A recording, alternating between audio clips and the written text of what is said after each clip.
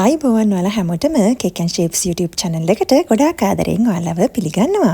ඉතින් අද ඔයාලා බලනවා ඇති කේක් සම්බන්ධ වීඩියෝ එකක් නෙමෙයිද මම අරගෙන ඇවිල්ලා තියෙන්නේ කියලා. නෑ කේක් සම්බන්ධ වීඩියෝ එකක් තමයි අරගෙන ඇවිල්ලා තියෙන්නේ.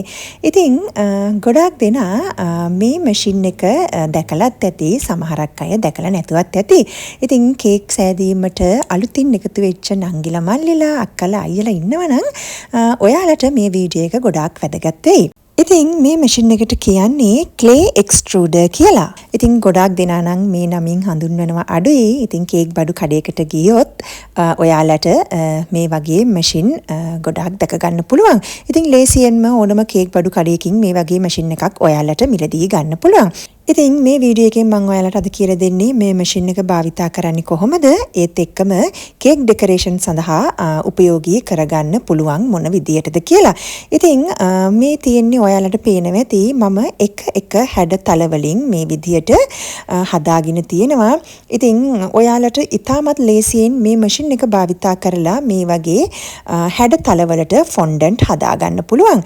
ඉතින් ගොඩාක් නීට් එකට ඔයාලට මේ දේවල් කරගන්න පුළුවන් මේ වගේ මැෂින් එකක් භාවිතා කළොත්. එහෙනම් ඉතින් අපි වීඩියෝ එකට ගිහිල්ලා බලමු කොහොමද මේ විදියට විවිධ හැඩතල වලට මේ මැෂින් එක භාවිතා කරලා කේක් ඩෙකරේෂන් සඳහා අපිට සැරසිලි හදා ගන්න පුළුවන් කියලා. මේ තියෙන්නේ CLAY EXTRUDER එකේ සම්පූර්ණ සෙට් එක. ඉතින් ඔයාලට ඕනම කේක් බඩු කඩයකට ගියොත් මේ වගේ ටූල්ස් ඉතාමත් ලේසියෙන් හොයාගන්න පුළුවන්. ඉතින් මේ විදියට තමයි මැෂින් එක එහෙම නැත්නම් ටූල් එක තියෙන්නේ. ඉතින් ඒත් එක්කම අපිට මේ වගේ පොඩි හැඩතල තියෙන මේ විදිහේ කොටස් 20ක් තියෙනවා. ඉතින් එක හැඩතල වලට තියෙනවා රවුම් හැඩයට තියෙනවා, තරු හැඩයට තියෙනවා, කොටු හැඩයට තියෙනවා, ගොඩාක් විවිධ හැඩවලට තියෙනවා. ඉතින් මේ තියෙන්නේ මේක තමයි එක්ස්ට්‍රූඩර් එක. ඔයාලා දන්නවනේ ගෙදර තියෙන්නේ අපි ඉන්දියාප් හදන මැෂින් එක. අන්න ඒ වගේ පොඩි ටූල් එකක් තමයි මේක. ඉතින් මේ ටූල් එක භාවිතා කරලා අපිට ගොඩාක් දේවල් කරගන්න පුළුවන් කේක් ඩෙකරේෂන් සඳහා. මම ඉතින් ඔයාලට දැන් කියලා දෙන්නම් කොහොමද මේක භාවිතා කරන්න කියලා. මුලින්ම මට ෆොන්ඩන්ට් කෑල්ලක් ඕන වෙනවා. ඉතින් හොඳින් නීට් කරගත්ත ෆොන්ඩන්ට් කෑල්ලක් මේ සඳහා භාවිතා කරන්න. බටර් ටිකක් හරි ෂෝන්ඩින් ටිකක් හරි දාලා හොඳට නීට් කරගන්න ඕනි ෆොන්ඩන්ට් කෑල්ල.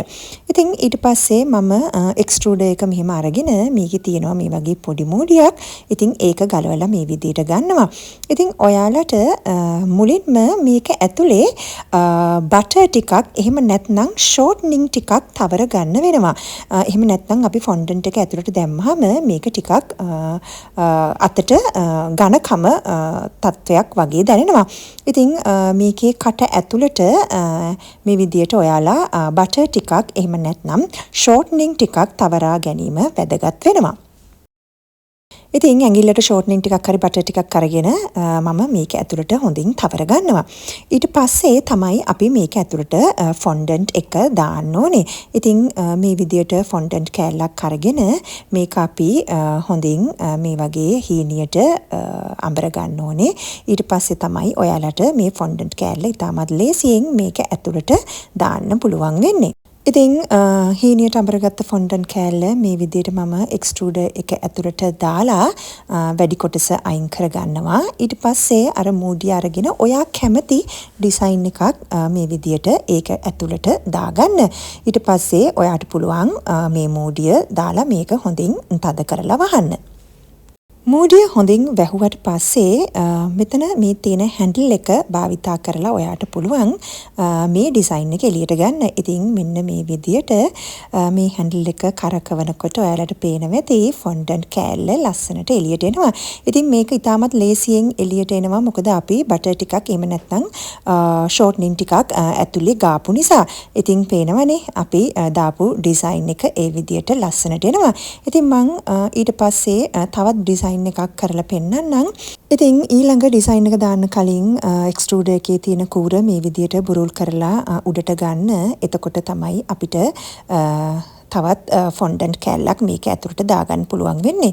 ඉතින් මේ විදියට වැඩිපුර ෆොන්ඩන්ට් කොටස් ටික අයින් කරලා මම තවත් හැඩතලයක් අරගෙන පොඩි මූඩිය ඇතුළට මේ විදියට දාගෙන එක්ස්ට්‍රූඩර් එක වහගන්නවා.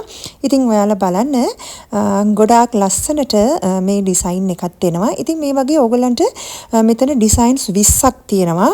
ඉතින් මේ හැම ඩිසයින් එකක්ම ඔයාලට කේක් ඩෙකොරේෂන් සඳහා භාවිතා කරන්න පුළුවන්. අපි කේක් එක ෆොන්ඩන්ට් එකෙන් කවර් කරාට පස්සේ එජ් එක කවර් කරන්න අපි අතින්නේ ෆොන්ඩන්ට් කෑල්ල රෝල් කරගන්නේ. ඉතින් ඒ සඳහා ඔයාලට මේ එක්ස්ට්‍රූඩර් එක භාවිතා කරන්න පුළුවන්. ඉතින් ගොඩාක් නීට් එකට මේ විදියට හැඩතල හදාගන්න පුළුවන්. ඉතින් පේනවනේ අපි සාමාන්‍යයෙන් නූඩල්ස් කේක් එකක් වගේ දැන් නූඩල්ස් එකක් විදියට කේක් එකක් හදනවනේ. ඉතින් එතකොට මේ නූඩල්ස් ගතිය පෙන්වන්න ඔයාලට මේ හැඩතලේ භාවිතා කරන්න පුළුවන්. ඉතින් ඒත් එක්කම මේ තියෙන්නේ ගොඩාක් හීනියට හිල තියෙන හැඩතලයක්. ඉතින් අපි සාමාන්‍යයෙන් ගෑනු ළමයිගේ කොණ්ඩයක් වගේ දානකොට ඔයාලට පුළුවන් මේ හැඩතලේ භාවිතා කරන්න. ඉතින් ගොඩාක් හීනියට කොණ්ඩයක හැඩයට ලස්සනට පිළිවෙලට ඔයාලට මේක හදාගන්න පුළුවන්. මේ හැඩතලේ ටිකක් මහත් එකක්. ඉතින් මේකේ තියෙන පැටර්න් එක ඔයාලට හරියටම පේන්නේ නැතුව ඇති. ඉතින් ඔයාලට අවශ්‍ය විදියට මහත හැඩතල, හීනි හැඩතල අවශ්‍ය ඕනම දෙයක් මේ ටූල් එක හරහා ඔයාලට හදාගන්න පුළුවන්. ඉතින් මේ තියෙන්නේ පටියක් වගේ අපිට අවශ්‍ය නම් පටියක ආකාරයක හැඩතලයක් ඕන නම් ඔයාලට මේ ඩිසයින් එක භාවිතා කරලා මේ විදියට පටියක හැඩතලයට හදාගන්න පුළුවන්. ඉතින් ඒත් එක්කම මේ තියෙන්නේ ස්ටාර් එකක් විදියට හැඩතලයක් අවශ්‍ය නම් ඒ ටූල් එක. ඉතින් ස්ටාර් එකක මෝස්තරයක් එන විදියට ඔයාලට මේ විදියට ෆොන්ඩන්ට් එකෙන් හදාගන්න පුළුවන්. ඉතින් මේ විදිහට ලස්සන ඩිසයින්ස් 20ක් තියෙනවා. ඔයාලට කේක් ඩෙකොරේෂන් සඳහා මේ ඩිසයින්ස් භාවිතා කරන්න පුළුවන්. ඉතින් ගොඩාක් ලස්සනට නීට් එකට ඔයාලගේ කේක් නිර්මාණයන් ලස්සන කරගන්න ඔයාලට මේ ටූල් එකත් භාවිතා කරන්න පුළුවන් වෙනවා. ඉතින් මේ ටූල් එක පිළිබඳව දැනගෙන හිටපු නැති කෙනෙක්ට මේ වීඩියෝ එක වැදගත් වෙන්න ඇති කියලා විශ්වාස කරනවා. ඉතින් කේක් හදන්න ඉගෙන ගන්න අලුතෙන් එකතු වෙච්ච අපේ නංගිලා මල්ලිලා අයියලා අක්කලා මේ ටූල් එක ගෙදර අරන් ගියාට අනේ මේකෙන් හදන්න බෑ, මේක හරි තදයි, වැඩක් නැති ටූල් එකක් කියලා අයින් කරලා දාලා තියෙන අවස්ථාවල් ඇති. ඉතින් එහෙම අයින් කරලා දාපු කෙනෙක් නම් ඔයා ඉක්මනටම ගිහිල්ලා ටූල් එක හොයාගෙන අද මම කියලා දුන්න විදිහට මේක භාවිතා කරලා බලන්න. විශේෂයෙන් මතක තියාගන්න බටර් ටිකක් එහෙම නැත්නම් ෂෝට්නින් ටිකක් මේක ඇතුලේ ගාලා තමයි ඔයාලා ෆොන්ඩන්ට් එක ඇතුලට දාගන්න ඕනේ. එතකොට ඊටමත් ලේසියෙන් මේ ඩිසයින්ස් ඔයාලට හදාගන්න පුළුවන්.